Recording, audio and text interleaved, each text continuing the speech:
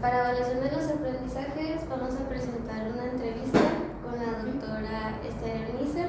Vamos a realizarle unas preguntas al respecto de los temas de la primera fase. La primera pregunta que le queríamos hacer era: ¿qué es la evaluación de los aprendizajes en esta perspectiva que tiene de acuerdo a su campo laboral? Bueno, el tema de la evaluación es muy amplio. ¿Por qué? Porque la evaluación es un tema polisémico, o sea que tiene muchos significados. Entonces, desde donde yo estudié la evaluación es definida como evaluar para aprender, porque hay una distinción en evaluación del aprendizaje, evaluación para el aprendizaje. Y bueno, al fin de cuentas, evaluar para aprender, la idea que yo tengo de evaluar para aprender desde su raíz etimológica es valer, dar valor a algo desde este punto de vista de ayudar al estudiante a aprender, de darle conciencia sobre su propio proceso de aprendizaje, valorando su tránsito formativo más que el sumativo. Sí, porque la evaluación del aprendizaje se centra más en la parte numérica, en la función sumativa de la evaluación, que también es muy importante. ¿Por qué? Porque requerimos acreditar ante los organismos que el estudiante tiene todas las competencias y las habilidades, pero como docentes debemos de dar un buen equilibrio entre estas dos funciones, la sumativa y la formativa. Okay. La siguiente pregunta es sobre respecto a las materias, que estaría muy bueno si los mencionara, las materias que imparte. ¿Cuáles son las adecuaciones importantes que ha hecho a la manera de evaluar respecto a cada asignatura? Bueno, pues imparto ahorita sociología de la educación, las materias de investigación cuantitativa y cualitativa, estrategias de enseñanza-aprendizaje y evaluación curricular. Entonces ahorita estoy trabajando con esas materias.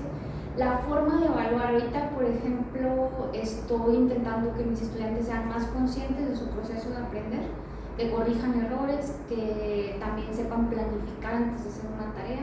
Esa es mi idea de evaluación, o sea, estar conscientes sobre qué podemos mejorar, qué todavía nos falta, qué fortalezas, también reconocer fortalezas, porque a veces no se reconocen esas fortalezas.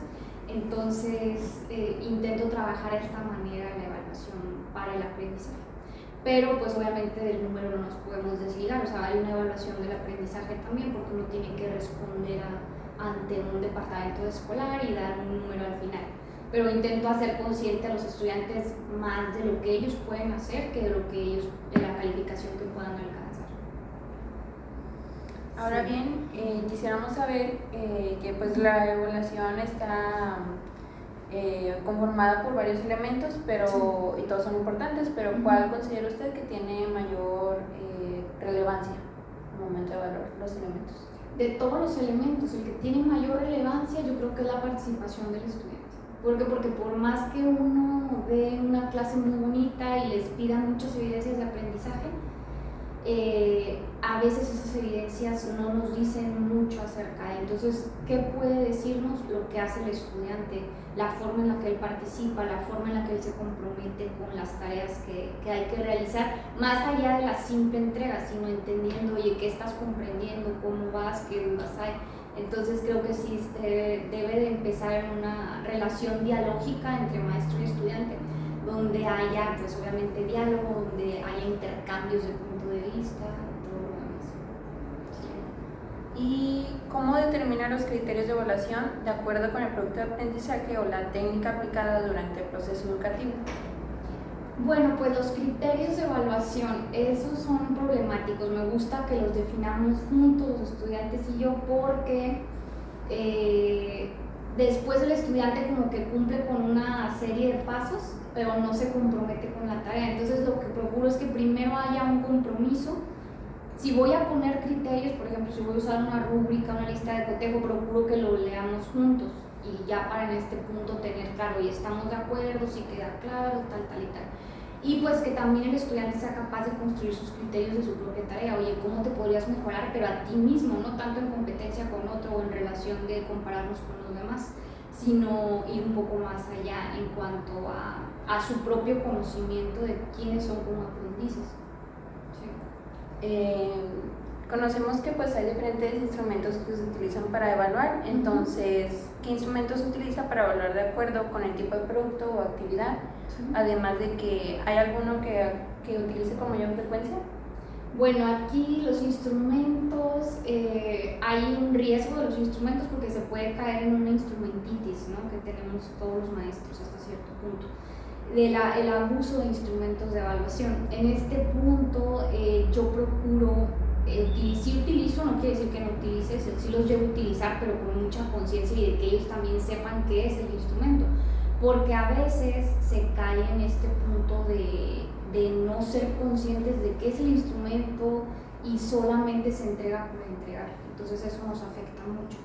En este punto los instrumentos que llevo a utilizar pues son variados, he llegado a utilizar examen, he llegado a utilizar listas de cotejo, rúbricas, instrumentos relacionados con la autoevaluación, con la coevaluación, la heteroevaluación, pues está ahí por medio también lo que uno hace con ellos, entonces son diversos. Pero sí procuro no casarme con uno, depende de la materia, porque cada materia te lleva por caminos diferentes. Entonces, dependiendo de la materia, voy cambiando un poco las estrategias en ese sentido.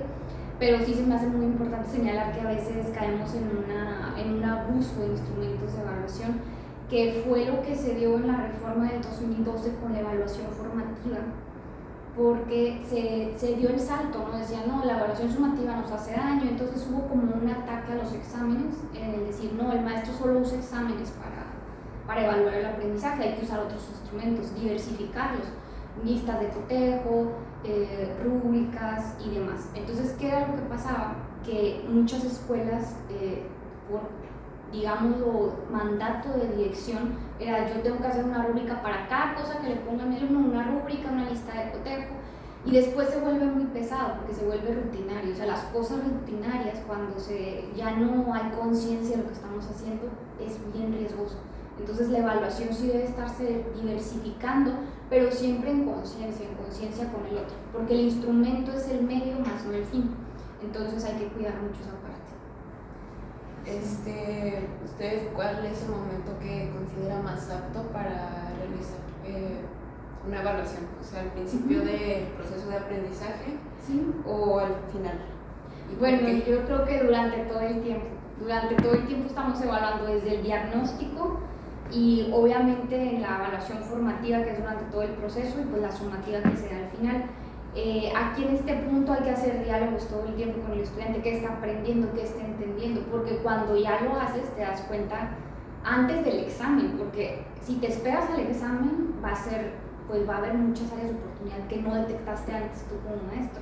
Entonces tú tienes que detectar, oye, cómo está estudiando el aprendiz, qué le está sirviendo, qué no, a lo mejor yo tengo que cambiar mis propias estrategias, entonces uno tiene que prever todas esas cosas. Y ahora, retomando un poco el tema de la pregunta 4, respecto a los instrumentos de evaluación, ¿usted elabora sus propios instrumentos de evaluación o utiliza algunos que ya están establecidos? No, yo siempre los elaboro, ¿por qué? Porque depende de la materia, depende de los objetivos a alcanzar, las competencias a desarrollar, entonces yo siempre procuro realizarlos y hacer consciente al estudiante de ellos, para no caer en esta cuestión de la instrumentitis. Como les digo, que todos los maestros corremos el riesgo de caer en eso, pero uno hace lo posible por hacerlos conscientes. Y la última pregunta es, ¿de qué manera involucra a otros agentes al momento de evaluar? Es decir, el mismo estudiante, padres de familia o entre compañeros. Pues principalmente entre compañeros y también autoevaluación, me gusta mucho también la autoevaluación, el propio agente de salud, y también pues la heteroevaluación, o sea, trabajo heteroevaluación, coevaluación y autoevaluación desde los agentes que intervienen. Ya en este nivel pues los padres de familia no los involucro, pero sí, los demás actores están presentes. Y me gustaría también que pudiera darse una evaluación incluso más abierta, ¿no? Más abierta en el sentido que no siempre esté en brazos del maestro hacer todo, o sea, porque siempre carga el maestro con esta responsabilidad, entonces uno tiene que compartir esta responsabilidad de la evaluación, porque a todos nos hace conscientes el hecho de valorar cómo vamos, o sea, valorar qué estoy aprendiendo, cómo lo estoy haciendo, qué me hace falta, ¿no? Sí. Bueno, eso es todo con nuestra entrevista. Muchas gracias por apoyarnos. No, al contrario, muchas gracias a ustedes por la entrevista. Gracias. Gracias.